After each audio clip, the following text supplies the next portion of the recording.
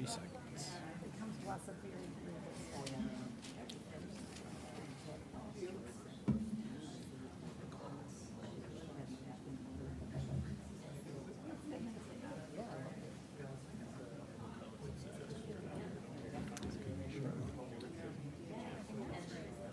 Ten seconds.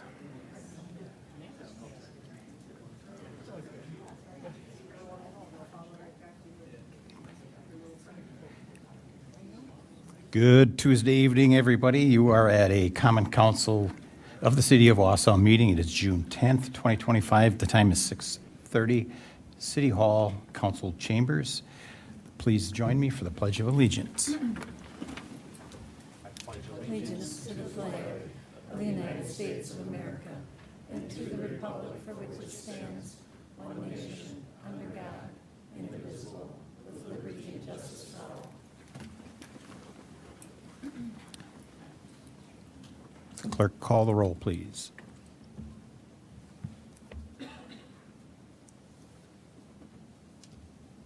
We have 11 voting members present. Okay, up next is proclamations. Anyone from the women's community here tonight? Okay, we have a proclamation that they asked us to enter into the record, and it is Elder Abuse Awareness Day. I'll paraphrase. Whereas Wausau seniors are valued members of society, and it is our collective responsibility to ensure they live safely and with dignity. And whereas the well-being of Wausau seniors is in the interest of all and further adds to the well-being of Wausau's community, therefore be it resolved that I, Doug Denny, Mayor of City of Wausau, do hereby proclaim June 10th as Elder Abuse Awareness Day in the City of Wausau, and I commend this observance to all citizens to celebrate the accomplishments of Wausau seniors. Signed, Doug Denny, today.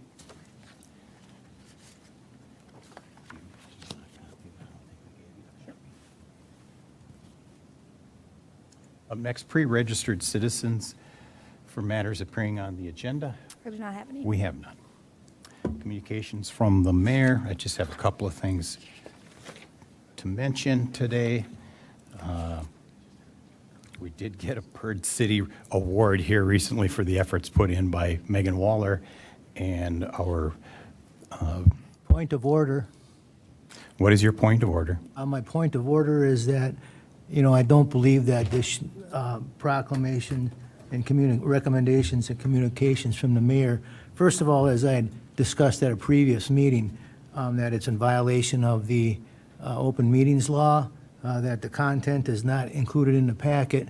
And second of all, I think that this should not be on the agenda until the Rules Committee brings their findings in front of the council. Thank you. The chair disagrees and overrules. And I'll appeal it. What are you appealing, sir? I'm appealing your decision. What is the rule you're citing, please? Well, I'm appealing it because it's against the law, for one. It is not for one. Well, I'm appealing it, so I'll place it for a vote in front of the council. So we have Alder from District 10 asking to overrule announcements and would like to shut the chair down. So we're going to take a roll call vote on that matter.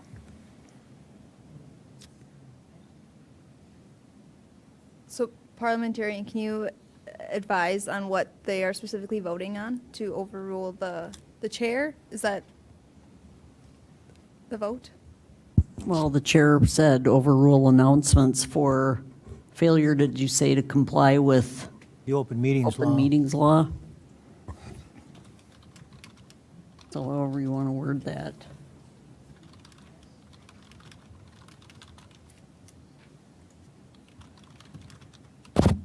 Make sure however you word it in the affirmative or whatever you read, how you've worded it. And for the record, I did forward, well, we'll get into that later.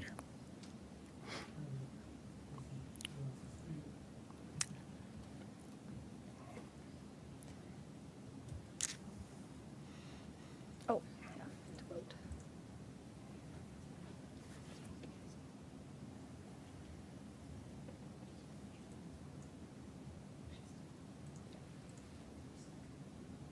Okay, so, motion to appeal the chair's overrule of objection to failure to comply with the Wisconsin Open Meetings Law.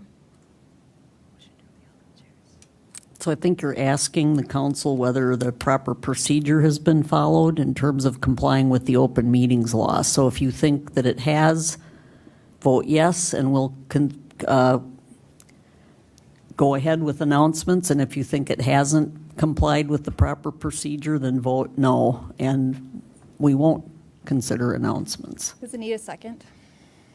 No. Okay. Is it open for discussion? I do not believe so.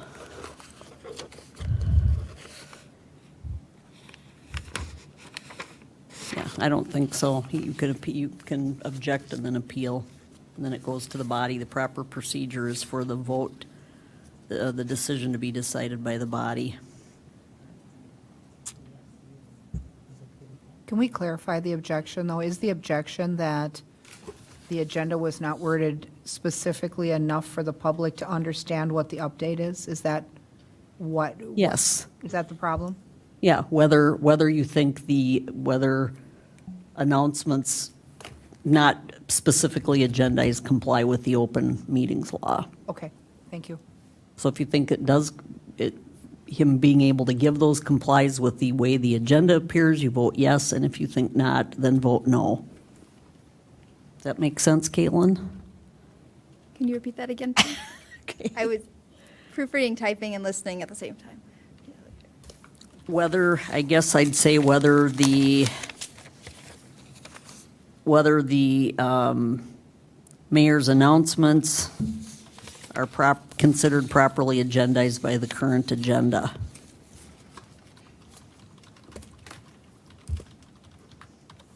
And like I said last time, Alder Larson, take it up with the Rules Committee. They're in receipt of at least 6 or 5 similar city agendas that have this type of communication on it.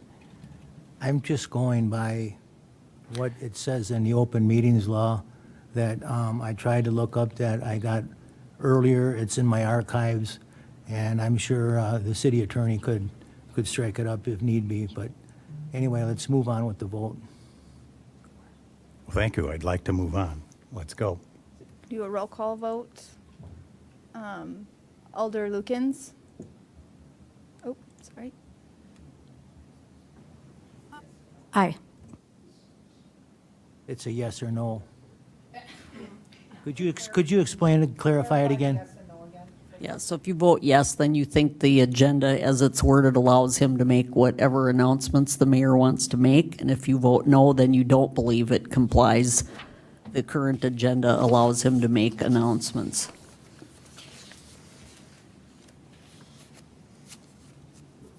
Okay, so we'll start the roll call over again. Lukens, Aye. Martins, Aye. Killian, Neal, Wasn't Abstain there if I supposed to can. be a yes or no vote instead of an aye? Well, I means the same as yes.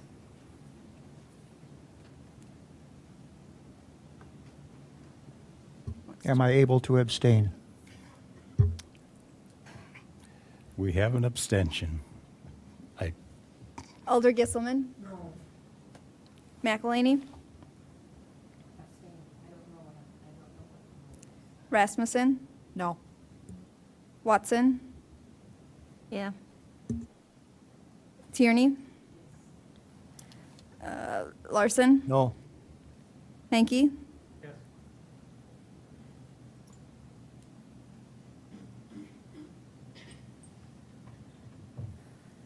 This is the motion to allow the mayor, the chair, to speak on this agenda item. I didn't know that that was what it was. I thought it was a motion to appeal. I thought we were voting on the motion to appeal. The motion, the ruling should be to uphold the mayor's ruling or the chair's ruling. The chair ruled that Mr. Larson was not in order with his request. I don't think it was clear. Are we able to revote or no? I believe you're allowed to change your vote until it's called. So would you like to change your vote? I think a number of us did not know what we were voting on. I didn't. A yes vote is to let them go on, a no vote is to not, basically. I thought it was the opposite. Would the body like me to do the call again? Alder Lukens, would you like to change your vote? Alder Lukens, would you like me to change your vote? Yes, Okay. to a no. And so people are able to abstain? Anytime there's a vote taken, they can abstain. They're supposed to say whether it's Yeah. personal or pecuniary according to the council rules, but Thought they they were don't supposed to have to stay give any quiet. further explanation than that. Okay, that's what I thought. Okay.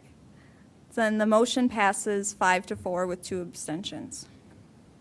Thank you. By the way, this was in the packet. How does it pass if it's 5? That's not a majority. Well, 2 abstained, then it would fail. Of the voting, of the 9, 5 is the majority It's of the 9, majority but of of the members 11, present, not the no, ones then it voting fails. yes or no. Thank you. So that item failed then. So you're saying it failed? It failed because Okay. it did not get a you. majority of members present. For the record, it was in the agenda. It was in the agenda. Second item was that it is the Ignite opener today, and we will have, would encourage folks to attend that tonight. So as soon as we get out of here, let's go watch some collegiate women's softball. Going to give announcements because it failed. Okay, up next is the consent agenda.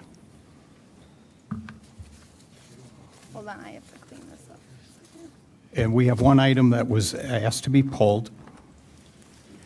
It is 25-0311, that Public Health and Safety Resolution approving an amendment to special events policy. We'll take that one after consent. Hold on. Excuse me, Mr. Chair. Mr. Neal. I don't know if everybody's having this, but I'm constantly being asked to Yeah. mark myself present.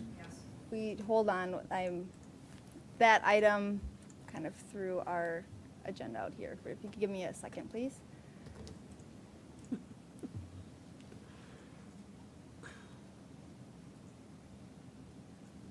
Agenda. And then I need to remove 20. Okay, now you can make a motion. Do you have a motion? Okay, we have a motion from Hanky, second from Watson. May I begin voting?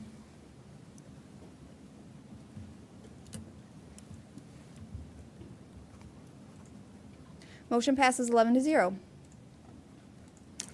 Okay, then that item that was pulled will be down under resolutions and ordinances. That's to be the first item. It's a Public Health and Safety Resolution approving the amendment to special events policy and application relating to the 400 block private events rentals. And again, this is file 25-0311. Motion from Watson, second from Henke. Would we need, okay, Alder Killian. Thank you, Mr. Mayor. I just wanted some clarification about the resolution itself, because when I read it, if I hadn't had the whole packet to read, I wouldn't understand about the 25% and the rental fees. So could someone from Public Health and Safety explain to me We also- the substance of the resolution, please? The clerk has maybe an explanation, as we talked earlier. Yeah, so a month or so ago, the city attorney and I met with the Parks Department to review our special events policy. And in that conversation, the Parks Department identified that they rarely, if ever, rent out the 400 block to private groups. And it's not their practice to only rent out a quarter of it. So the update to the special event policy would remove that clause for them to be able to rent out a quarter of the 400 block, specifically to private groups. It's really hard for private events to happen on the 400 block when you've got the public right away all around it, and so on. And then we also wanted to clean it up by removing the specific fees for rentals from the special event policy, and instead we added a clause that referred potential renters to the comprehensive fee schedule. So that way, if there were ever be changes to the fees themselves, you could just update the fee schedule without having to also update the policy. So this removes the specific fees from the policy, but those fees are still enforced through the comprehensive fee schedule. So they're still renting to private groups, or they're not renting to private groups? They rarely do rent to private groups. Oh, I For think like that- private, I should say for private events, I should clarify, for private events, like having your wedding on the 400 block or a small party. They're still doing that. It's rare and it's typically not their practice versus like, But they're allowing it? Is that, I guess that's the question I have. Are they The- still renting to private groups? And This- is there still a 25, if it's a private group, why is the 25% removed? Can it be any amount? I just didn't find the resolution to be real clear. they are not renting out the 400 block in quarters. That has not been their practice and they're not going to continue doing that. So you rent out the park as the 400 block. So will they rent it out? Hold on, The hold on, 400. hold on. Is that, we can come back to you. Go ahead with all the Okay, cheering. Alder Rasmussen. Thank you. Part of our discussion was that when the 400 block was initially conceptualized and designed, there was the assumption that there would be a desire for people to rent out all or part of the block for private events. Now that we're years down the road after that development, that demand is not there. And they further then discussed that it was very difficult to control access to that block, and it's a public space. So the idea that you would cordon off all or part of it so that the public can't come in and can't utilize it in exchange for a fee has not been as acceptable or popular as anybody thought it would be. So their goal was to take that option away, and if an event wants to rent the 400 block, like events do, they rent the whole thing, and typically that's for a public event, rather than wall off that space for private use. So it seemed to be a little used provision, and I think they expected more people would be looking to get married on the stage and things, but they're not. So- Okay, that does help, but I'm wondering if there should be a whereas in the resolution that says, whereas we will no longer be renting to small groups. That's why we're removing that, because if somebody just read that resolution, would they understand what it meant? I didn't.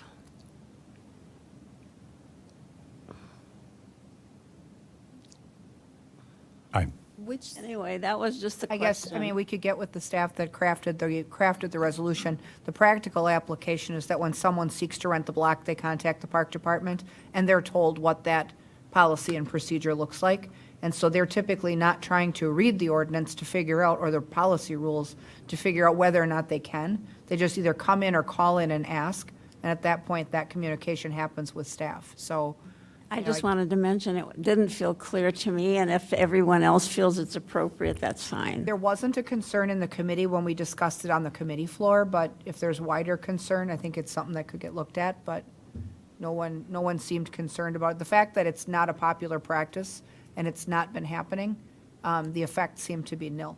Oh, and I'm not concerned that you're not renting to small groups anymore. It's just the way I didn't Right. think the resolution was clear. That's all. Right. Thank you. Alder Tierney. My only question was, when I looked at this, if there's an event that wants the full 400 block, will they still be paying a fee for that, or no? yeah, yes. Yes, okay. I guess what I kind of looked at it, and it looked to me like there was no more rental fees going to be regardless of size, and Standard fee schedule applies, right? Yeah, we just added in a clause Okay. referring them to that fee schedule. Okay, that's all I wanted to know. Thank you. Thank you. Anything further on that? Seeing none. You may begin voting.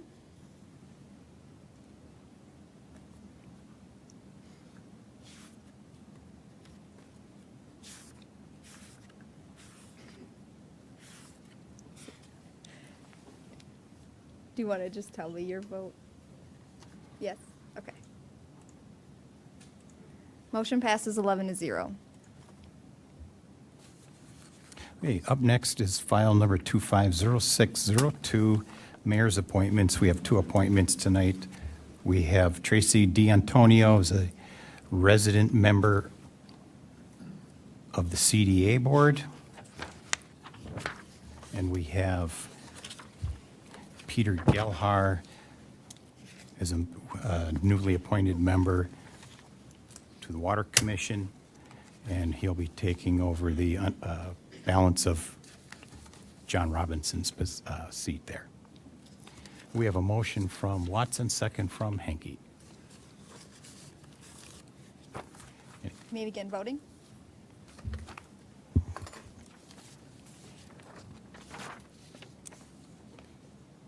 Motion passes 11-0.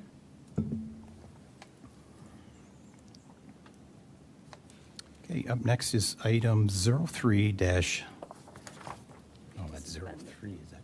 We have to suspend the rules. Okay, we're going to suspend the rules first under Rule 6B, filing and/or 12A for referral of resolutions. This is a two-thirds required vote. Motion from Neal, second from Watson. You may begin voting. Motion passes 11-0. Okay, the first item came out of the Wausau Water Works Utility Commission. It's 030311, resolution reviewing the 2024 compliance maintenance annual report for the wastewater plant. That passed 4-0. It was basically a straight A report. It is required to be reviewed and confirmed and approved by council before it gets sent to the DNR. So that's why that's here. Motion from Watson, second from Rasmussen. You may begin voting. Motion passes 11-0. Okay, next item is file 25-112.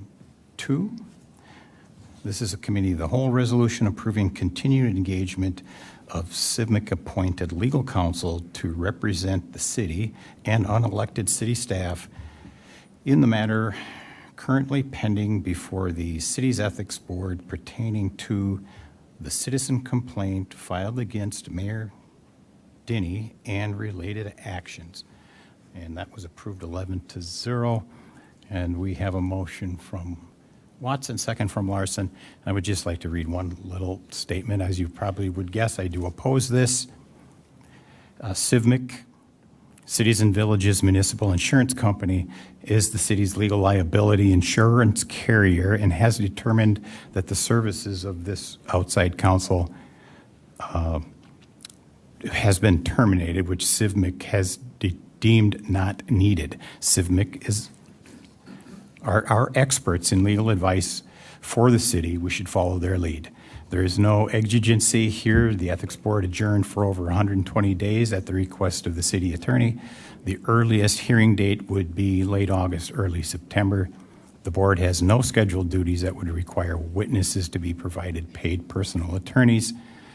Unless someone can articulate the exactly what this outside person is doing and why that work should be continued after CIVMIC has terminated his services, I will veto this as a waste of city money.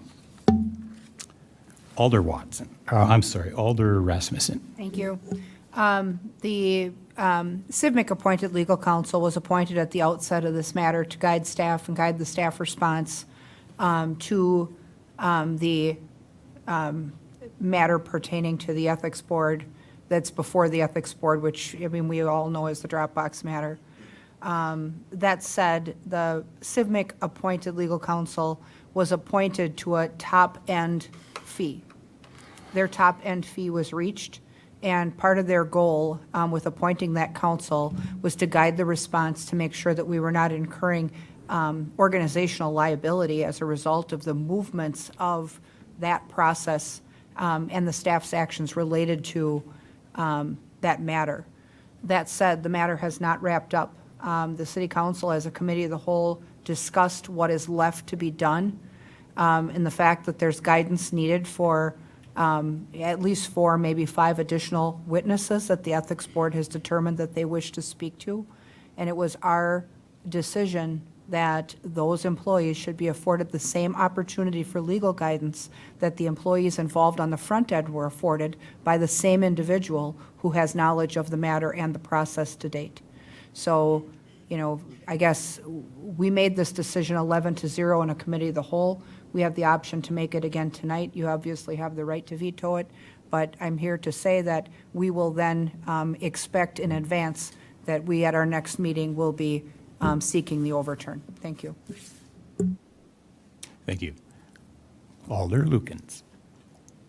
Thank you, Mr. Mayor. I just, and maybe Alder Rasmussen just made this clear, but just so that it's clear in my mind, I guess, I don't know if Attorney Jacobson can answer this, but it was not my understanding that CIVMIC determined that that was no longer needed. It was my understanding that the council was going to be up to a certain amount. So I don't want there to be any confusion by the public, and if my understanding is incorrect, then I would like that clarified, but if the mayor's statement is incorrect, I also think that should be clarified. Can you clarify that, Attorney Jacobson? Yes, so I don't think it's accurate to say that CIVMIC no longer thinks that representation of staff ongoing in the ethics board matters unnecessary. I think the proper way to articulate that is to say that they were so concerned about the risk of liability that the city faced that they authorized payment of fees in the amount of $5,000, and because the risk of liability continued, they doubled that amount. And so they have limited amounts of funds and fees to assist cities when they're in situations like that. So it wasn't that they felt that it was unnecessary. They didn't make any actual determination that the need for ongoing legal assistance is unnecessary. That would be totally inaccurate to say, I would say. Does that answer your question? Yes, it does, and All that right. was, thank you very much. That was my understanding from the meeting, so that it is clear this was just about whether we thought that other staff should be, whether, yeah. Well, I won't repeat it all, but I just want to make very clear that it wasn't that CIVMIC determined, and we were not discussing one way or another anything having to do with the Ethics Committee's decisions. Thank you. Well, let's be clear, the CIVMIC stopped paying for it, so that's equivalent to terminating the service. So now the request is that the city picks up that load. If CIVMIC Do I thinks call it's point of necessary. order? If CIVMIC Mayor thinks Denny, it's point of order. What is your point You're of order? misrepresenting. Point of order. The fact of the matter is, Point of order. And are Please you don't argue appealing? with the council member. the chair overrules. Okay, then I Facts appeal. are the facts. I appeal. Good gravy. Appeal your overrule. And I would like a vote. So we're voting on facts or we're voting on Mayor opinion? Denny, point of order, and I appealed your overrule. So All right, we have an appeal on the floor that CIVMIC did not terminate the contract. So let's go. that is not correct. You're misrepresenting. This is We have a difference of opinion. completely, Thank you. no, completely inappropriate. So I called point of order, and you overruled, I appealed, and I believe we should get a vote on this. What are we voting on, for crying out loud? I have the appeal of the chair's overrule of Alder Lucan's point of order. So for clarification, the vote is that, based on the concerns voiced by Alder Lukens, that the commentary offered by the mayor that she feels is misrepresentational and inaccurate needs to stop. Is that where we're at with this? I mean, Yes. You can't call a point of order and he keeps going. Is that where we're at? Exactly. I understand. Thank you. Well, I read my statement. My statement stands. It's in the, Point of order, Mayor Denny.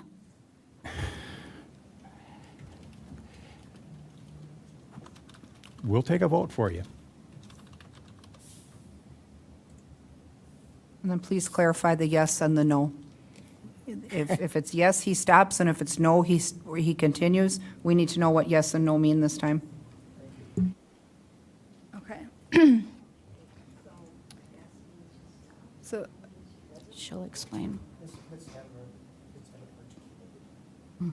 so the item that you're going to vote on is the appeal, to approve the appeal of the chair's overrule of Alder Lucan's point of order, of misrepresentation of civic termination of coverage of appointed legal counsel. I should add that.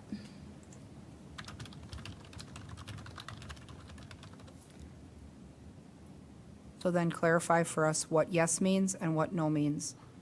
Which one stops the commentary? A yes vote would approve the appeal. A no vote would approve. So Alder Lukens appealed it. The chair overruled it. So the chair said no. Alder Lukens is appealing it. So if you vote yes, then you are in favor of the appeal, and would Meaning he stops. correct. Well, I have nothing further to say. Can we, without objection, just move on? Then we request that we could strike your remarks from the minutes. My remarks were made. No, your remarks from tonight that were inaccurate.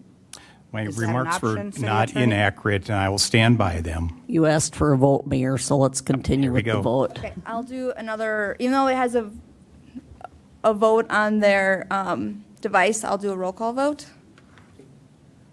Okay, So yes stops the comment. Yes stops the comment, no allows the chair to continue to speak.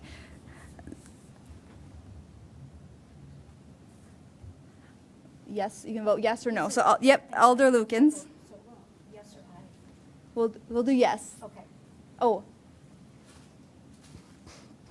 There's a request to speak from Alder Gisselman. Alder Gisselman. Is the point of order with regard to the commentary on what was said as opposed to his right to speak with the issue? If the point of order was to what he was saying as opposed to, I don't think there's a point of order as to what he's saying, or was it a point of order to his ability to say something? I would agree with you. I think that's a good differentiation to make. If we simply disagree with one another's statements and comments, we simply disagree. But to be able to continue to offer voluntary commentary without moving from his chair and giving the gavel or the microphone to the council president is probably inappropriate procedure. That was my point of order. Say that, I'm sorry, Ann, the say that chairs- again. When the chair wants to make comment, they should vacate the chair and hand the gavel over to the council president. That's the proper procedure. I've emailed that to all of you in the past. So I agree with you that you were, well, I guess I'm not agreeing or disagreeing with you. You asked whether it was to the procedure or disagreeing with the content of what he said. I can't know what was in Alder Lucan's mind, but I believe she was appealing the procedure, not the content of what he said. Because a point of order wouldn't apply. You're right. If you disagree with what somebody says, you just say you disagree with what they say. But there was commentary by the mayor prior to that point of order. So, I mean, he was giving as I recall, he was giving commentary prior to that. So it's hard for us to, midway into the Yes, it debate, is. stop his ability. You're correct. He should have, the procedure would be to take the podium and release and have the president of the city council take the chair. But since he was, that's how I'm seeing that he had already spoken, and with regard to what he says, that's, so a lesson learned from now on, I guess, is what, but I don't think we want to, if that's the case, I don't think we want to be in the case of preventing him from saying what he wants, as long as he does it according to procedure. Thank you. Correct. So the chair made a comment. The alder questioned the accuracy of the statement. I have a right to respond to that in what I did. So we had a difference of opinion. If we want to break this down at a later date, the statement was made. So there's no disputing the fact that I made a statement as the chair, 100% correct in my ability to do so. So let's vote, and I don't. Are we taking comment on the? You just did.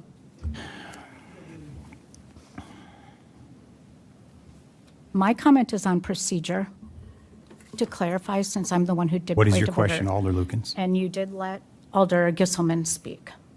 Alder Lukens. So I would like to clarify that my point of order was not because I disagreed with the mayor. My point of order is because when I call point of order and the mayor keeps speaking, it is in Robert's rules. And I think as a council, we need to follow Robert's rules. Whether you disagree with me or not, we have procedures that we need to follow.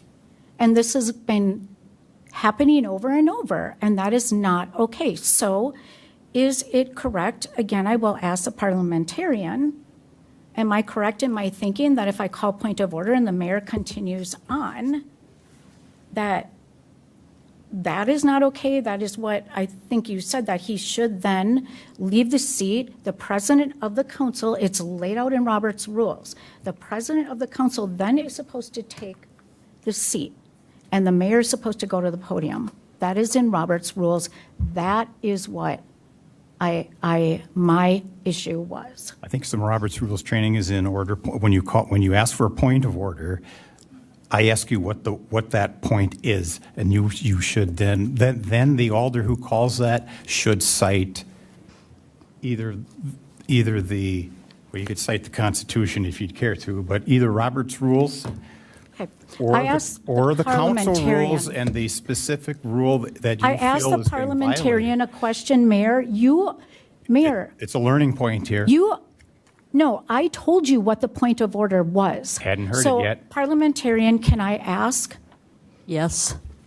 When the chair wants to make commentary, the chair should temporarily vacate the chair, go to the podium, and give the microphone and the gavel to the council president. And then when they're finished making comments, return to the chair.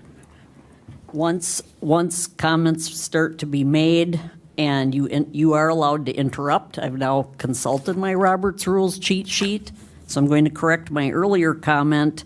When you appeal the chair's decision, you may interrupt the speaker giving comment. A second is needed. It is debatable. It's not amendable, and it requires a majority vote. Thank you. You're welcome. So we need a second on the appeal? Can I clarify? I updated it to motion to appeal the chair's overrule of Alder Lucan's point of order of the voluntary commentary by the chair without vacating the chair. Is that accurate? Okay.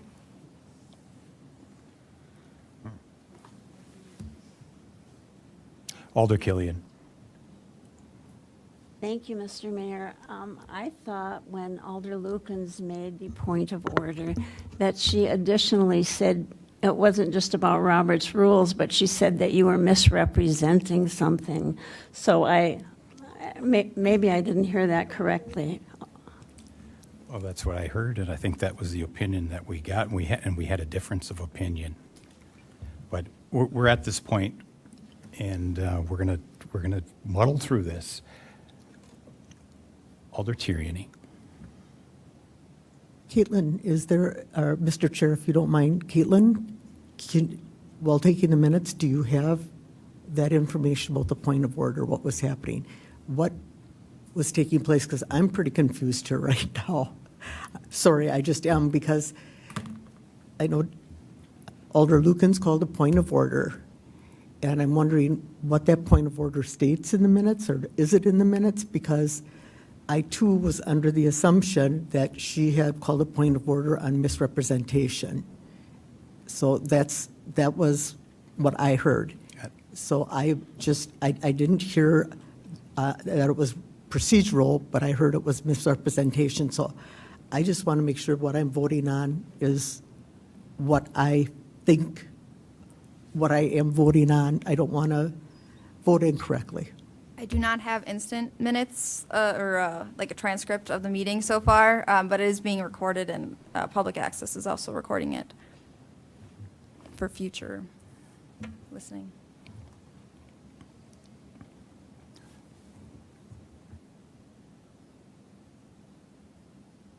Motion to appeal the chair's overrule of Alder Lukens' point of order of the voluntary commentary by the chair without vacating the chair. Okay, so Could you clarify the vote once again, Madam Clerk? So a yes vote would be in favor of the appeal, which would discontinue commentary. A no vote would be voting against the appeal, which means that voluntary commentary could continue. Is that accurate, Parliamentarian? Is that accurate? Okay. So without objection, I have no further commentary. There are two people in the queue. We have Mr. Neal.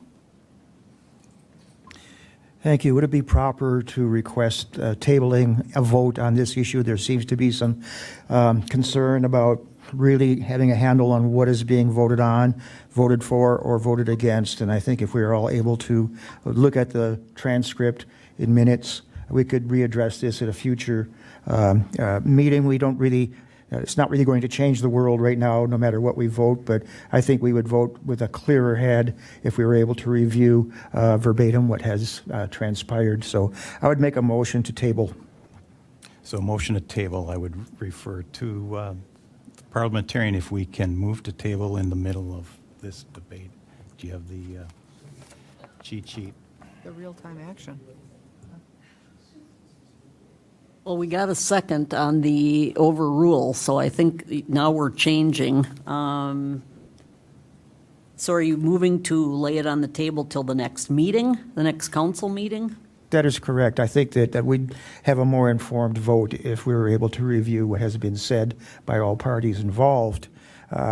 I feel, I've already abstained once tonight because I didn't feel comfortable about the parameters of voting. I don't want to feel that way again. I may be feeling there's at least one or two others on council that might have the same reservation.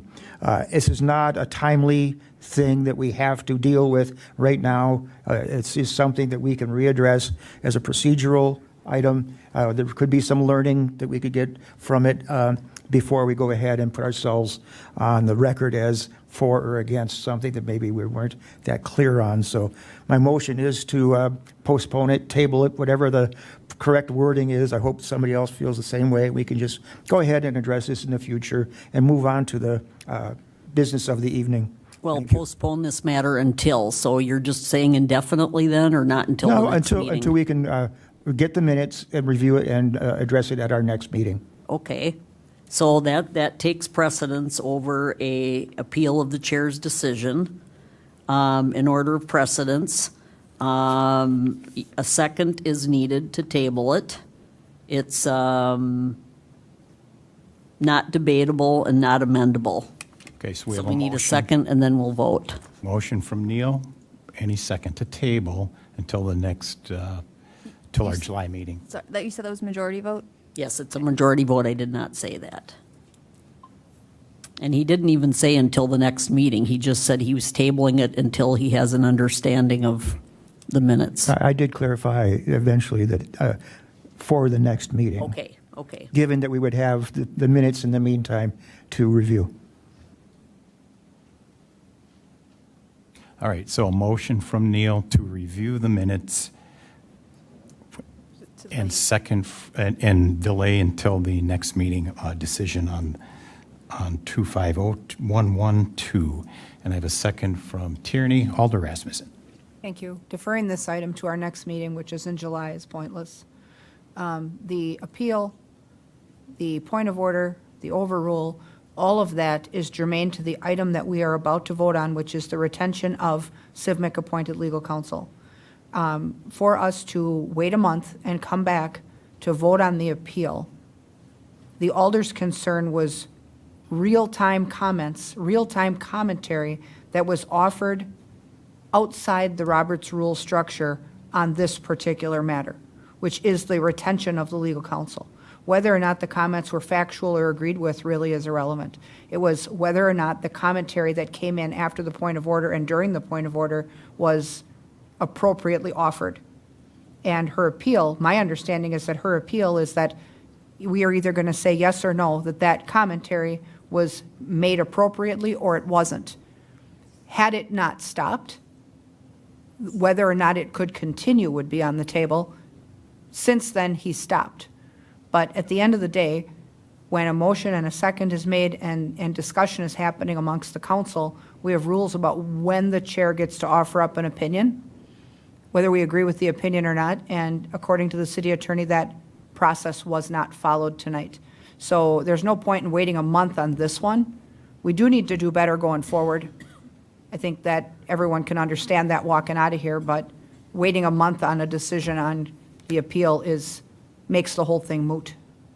Can I clarify if your motion was to lay the appeal on the table or the item on the table? Because I have it written as that you were laying the appeal on the table and not the motion. Well, the appeal was what was on the floor when I made the motion to table, so it's on that appeal.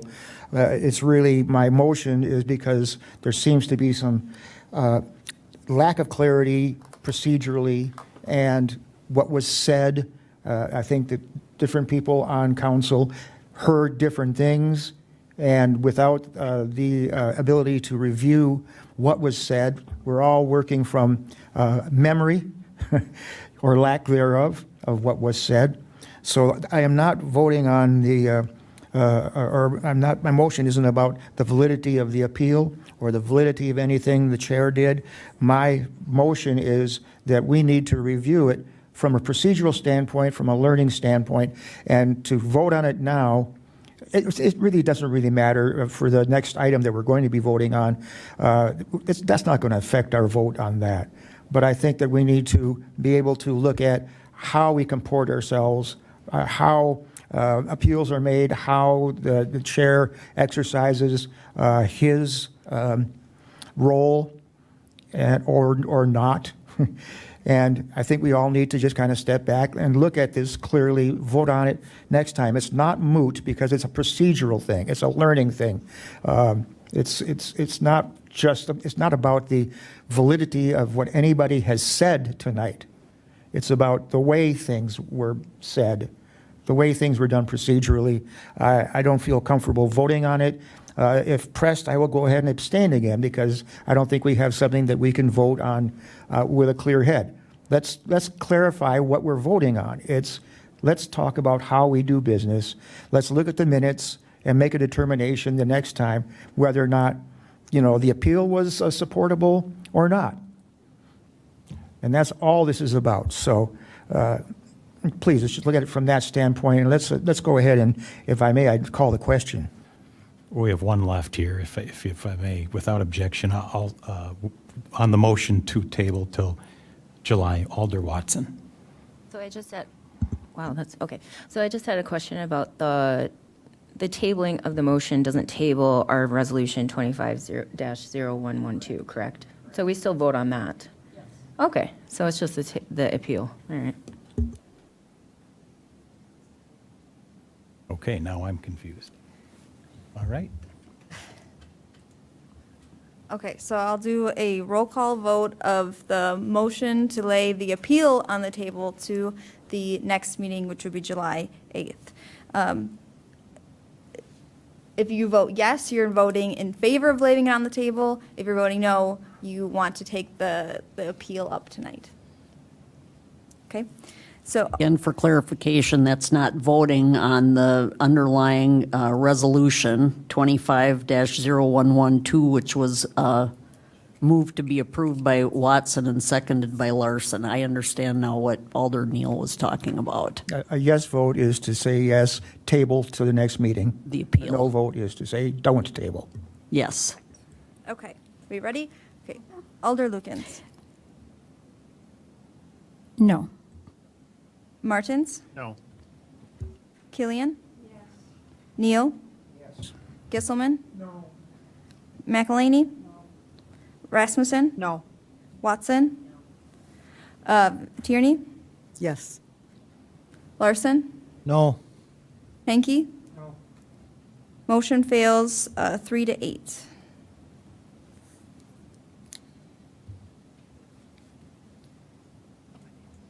Enter this.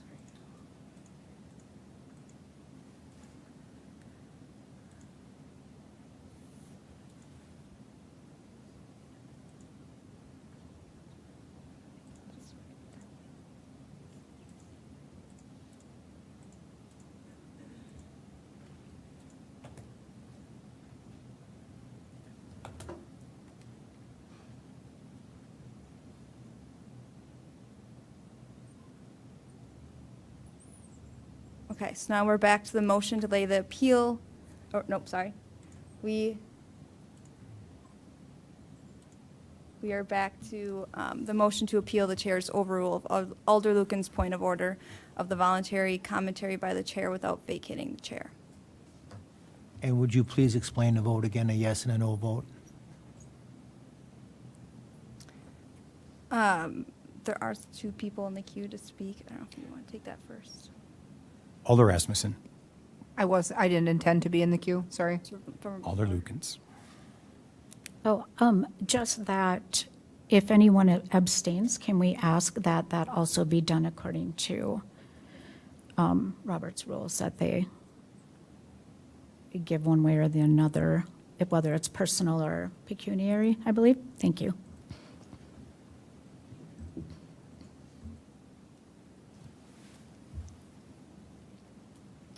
Mr. Chair, Clarify the yes and the no again, please.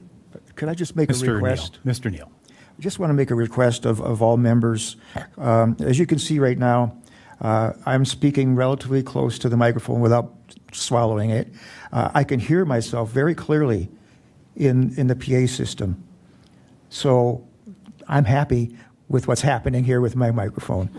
I'm having a real hard time at times. I have a slight hearing loss myself, so this is partially on me, and I probably should have some kind of hearing aid. But I'm hearing a lot of people very clearly, and others, I can't make a word out. Alder Lukens has a very soft voice. It's very hard, and I don't know if you could just get closer or readjust the positioning or something. And that really goes for everybody. If you can hear yourself while you're speaking, I mean, not hear yourself here, but up there, then you're probably doing what you need to do. Otherwise, it really gets challenging to follow what's being said here. Thank you for giving me the chance to say that. If I may, a good rule of thumb is about a hand width away from the mic is a good distance for it to be able to pick you up well. Otherwise, if you get too far away, it doesn't. Okay. So again, a yes vote would be in favor of the motion to appeal, ending the voluntary commentary, and a no vote would be against the appeal and allowing the voluntary commentary to continue. Sorry. Ready to Fine by me. vote? Okay. Alder Lukens? Oh, you could, You can enter your own vote on your devices.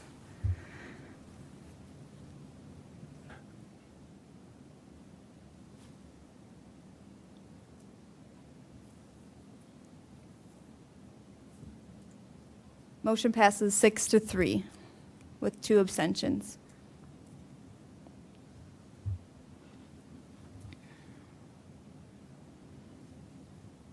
Okay, so we are back to the original resolution. Any further comment?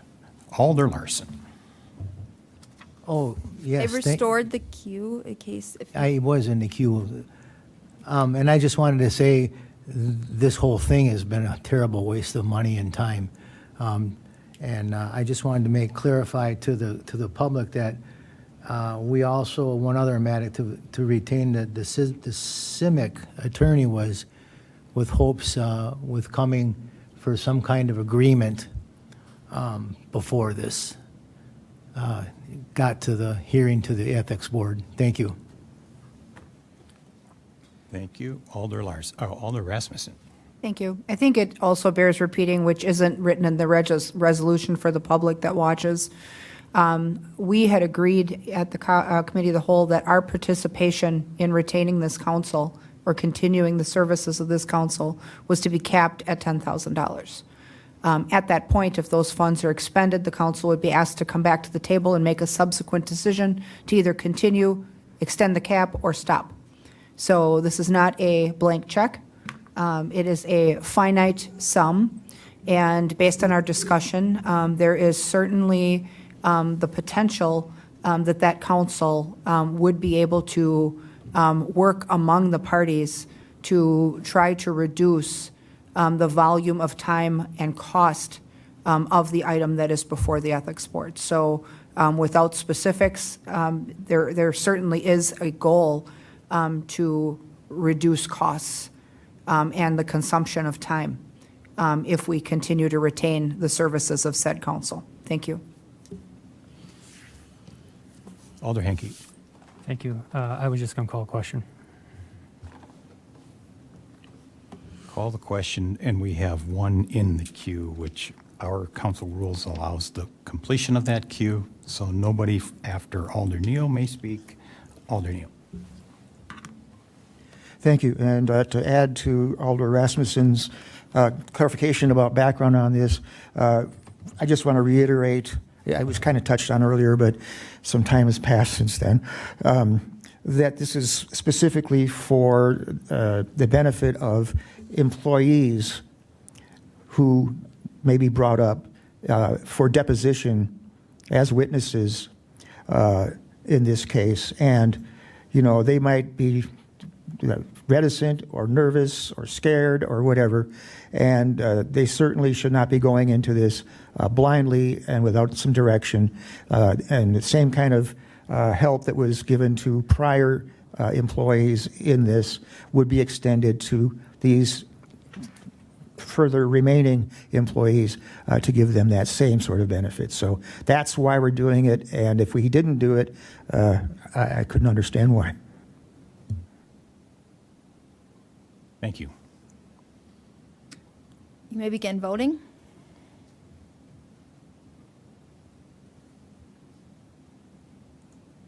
Motion passes 10-1.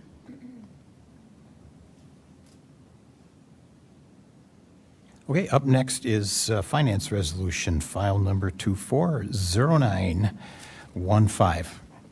How am I doing on the microphone, Mr. Neal? What? No. Can you hear me? Okay.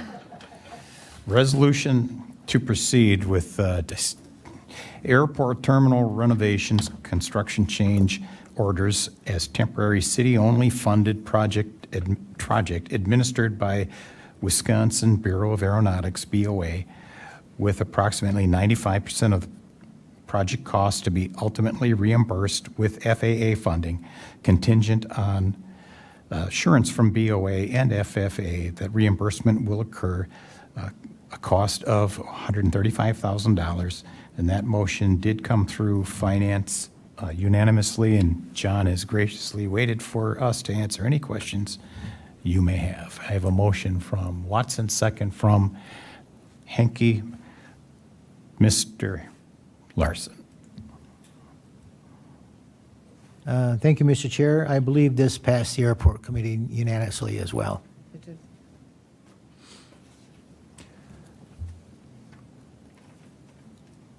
Mr. Martins. Yes, that is correct. This item has passed the Finance Committee earlier this evening unanimously. What this does is that the city spots the contractors on the project, the cost of the project until the funding from the FAA and the Bureau of Aeronautics comes through, because usually there's a timing discrepancy, but the money is just about assured to be coming from the state and the federal government, and we're getting a 95% reimbursement. So the city is ultimately only paying 5% of this project, which is an amazing deal. So just a little bit of clarification there on the mechanics of this item. Thank you. John, have anything to add? Come on, you can't pass up a chance to I hope you all vote for the change.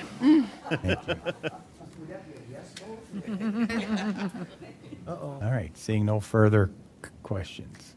You may begin voting.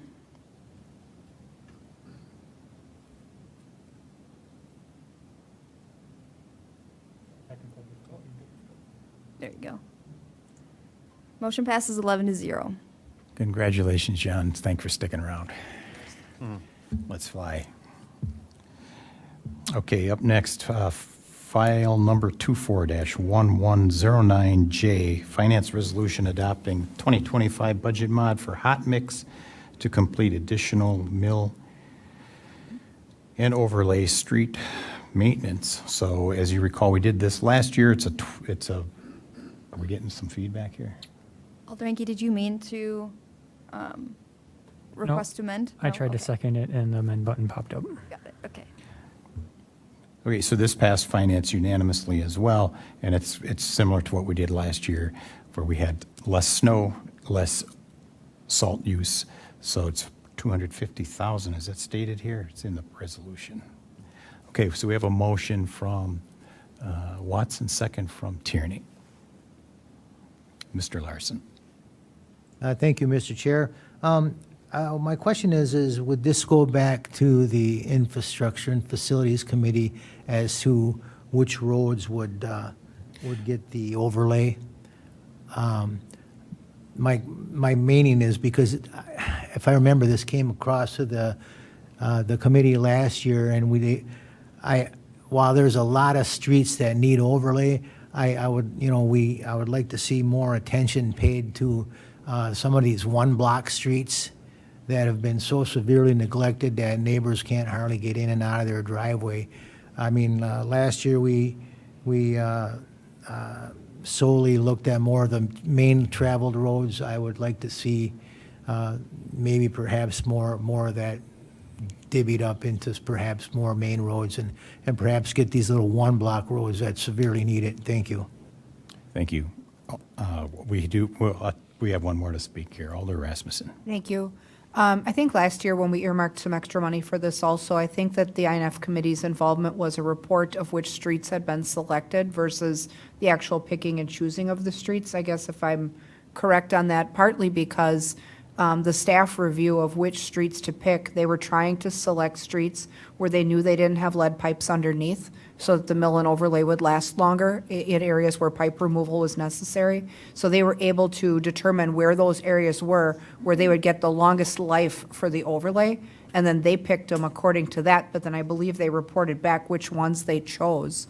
I don't know if that process would be acceptable per Alder Larson's request, but I think that it makes sense to determine where that overlay would last the longest, and if there's going to be lead pipe removal and boring underneath, that may undermine that effort if they do it on, roads where it's more practical to do it, where that activity doesn't need to happen. Thank you.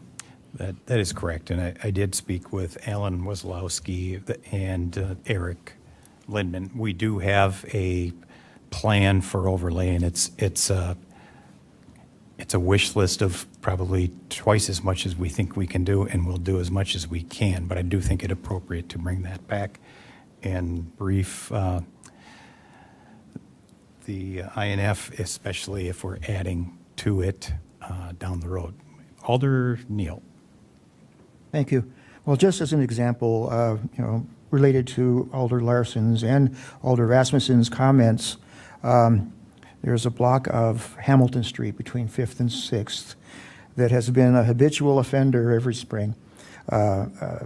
It gets patched up every year, and it turns into a moonscape every spring. And Public Works does come and patch up those potholes. But right now, that one block is being, the service lines are being replaced. They've been digging up the whole block and replacing. So now is a great time to mill and overlay that street and kind of get ahead of this constant, just on that one block. I don't know what is wrong with that one block. You cross the intersection, the next block's fine, but it's been this one year after year. But here's an opportunity. I mean, the service lines are being taken care of, and it's a one block, problem like Alder Larson mentioned. So, I mean, I'd love if that could come to INF and we could address it there and make a determination rather than just me making a request as an alder. So, thank you. Thank you. And I'm going to look back to Eric. Maybe Eric, you want to come up and address the process, because I think what I described is accurate, but please confirm that. Yeah, we're looking at this, probably do another 20 miles of a standard residential street, or 2 miles, I'm sorry. 20 blocks, would be great. 20 to 25 blocks. Yeah, times 10, yeah, right. So an additional 2 miles. When we look at streets to overlay, they're either partial or full.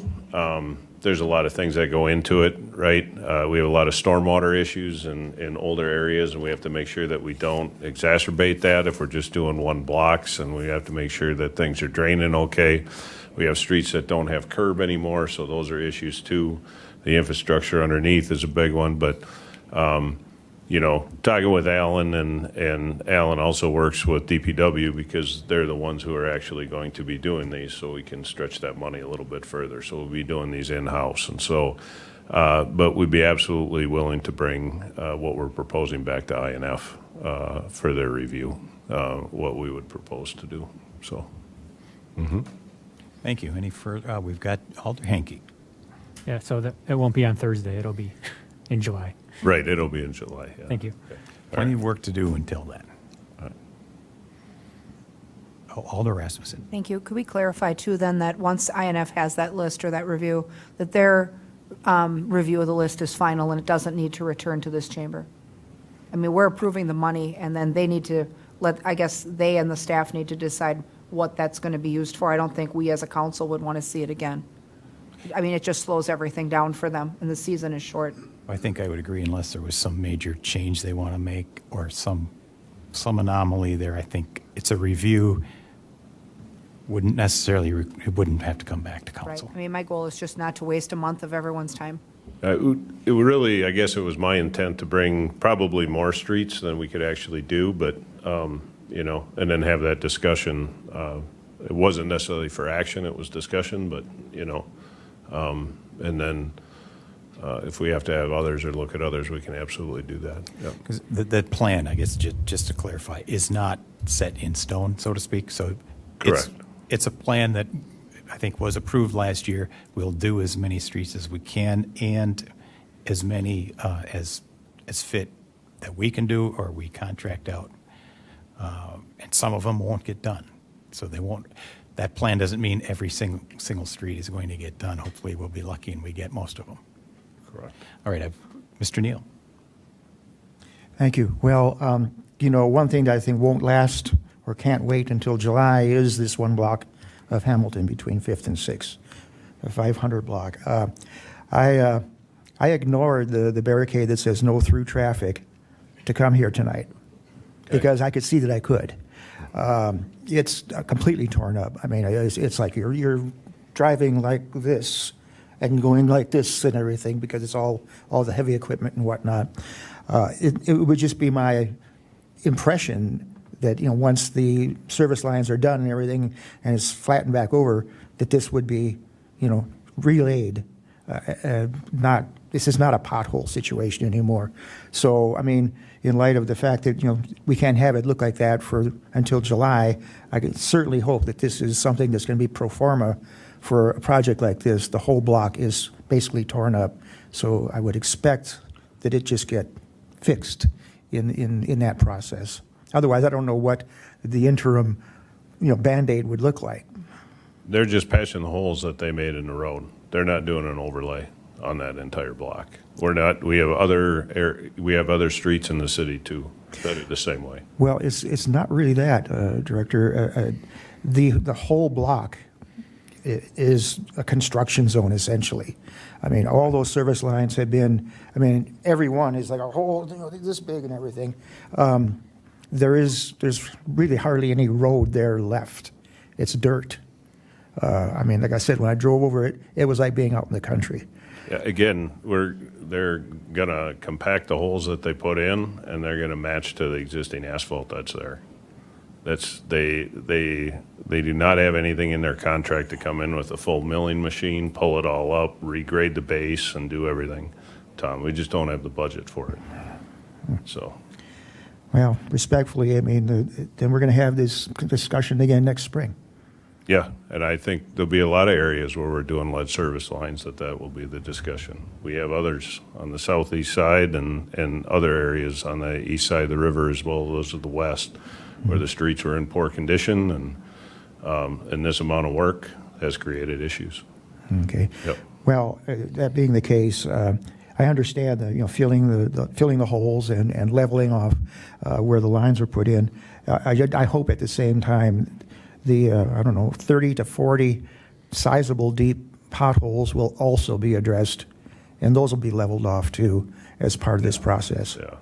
Yeah. Whether it's with them or us coming back in after. Yeah, I think that these streets that are in poor condition, we have engineering going back in and taking a look because on if these are now going to be eligible for overlay projects or not, whether it's this year or future years. So, I think the neighbors there might be looking at, in the aftermath of all the work that's been done there with the service lines, to see that the pothole issue has not really been addressed would rather make them unhappy. Yeah. And me too. Understand. Thank you. Alder Gisselman. Thank you. As long as we're talking about budgets and streets, I think that the Infrastructure Committee really has to take a look at the ratings of our city streets. Do we have ones? Do we have twos? And that's the low rate. And I think that we should be setting a plan for remedying these 1, 2s, and 3s and set our goal for a 5. Or I'm not sure what that means, but I think that starts with the budget that we're preparing, because we can be talking about this many years into the future, and we still won't be having a plan to look at the streets with poor ratings. We know where they are, so let's infrastructure start with that and set a plan and set a 5-year goal. I'm not sure what that goal would be. That's that committee's work. But I think otherwise we're going to be talking about this every year, little bit and a little bit and a little bit, but yet when we come down to it, we are still looking out 5 or 10 years. And I think that this has to start with the Infrastructure Committee, and I hope that they take that. It's a big issue, granted, but I think it has to start somewhere in the light of the 2026 budget. Thank you. Thank you. And a good point. That is an effort that is already underway. The city engineer printed out some maps for me going back to 2012, and we can bring them in. We'll bring them into INF at the next INF meeting you'll see the degradation that's happened over the last decade. And you're right, ones and twos used to be a rarity. Ones and twos are more common than we'd like them to be. Thank you. Alder Tierney. Thank you, Mr. Chair. I think too, Eric, that Mr. Lindman, that people think the city is doing nothing to roads, and I think it might be a positive thing to let the city know about the roads that have been done, because if any of you are like me, we're getting feedback about my road, my road, my road. And going around the city of Wausau, they all have legitimate,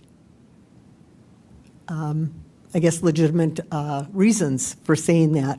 And it's, part of it is because the roads were put on the back burner for a decade. But they think nothing's being done when that's not the case. And I too, like everybody else, want to see more roads done. Talked to Eric actually this evening several times about one. And two, what is happening is the roads that are more frequently traveled, that the majority of the traffic goes down, as Eric explained to me, usually get that first look, because if you've got somebody where you've got 10 houses on a city block versus a city street that's being utilized from 8 to 5 by a lot of cars, that gets the upper push. So a lot of these small little streets, like Ms. Elder Neal was talking about, are going to continue to be on the back burner. My concern is, when do some of these lesser important streets get looked at, or how does that come about? I guess that's something maybe the engineering can discuss with INF, but that's kind of my concern, is when do these smaller, less traveled streets get looked at in that whole process? But I know you guys are doing what you can with what you've got. And unfortunately, the people that live on a street that needs to be done don't understand what has been done. Thank you. Thank you. I think that's why Michael Eichner is here tonight. He's interested in what we're doing with roads, and it seems to be everyone these days. All right, any further comments?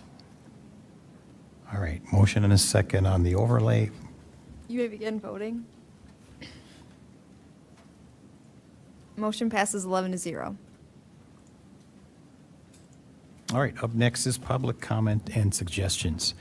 Do we have any public comments and or suggestions? We do have a Boy Scout here today, Gunner, who's had an opportunity to witness an unusual, or a council meeting. Maybe it's not so unusual.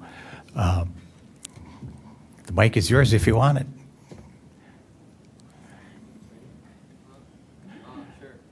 Step right up.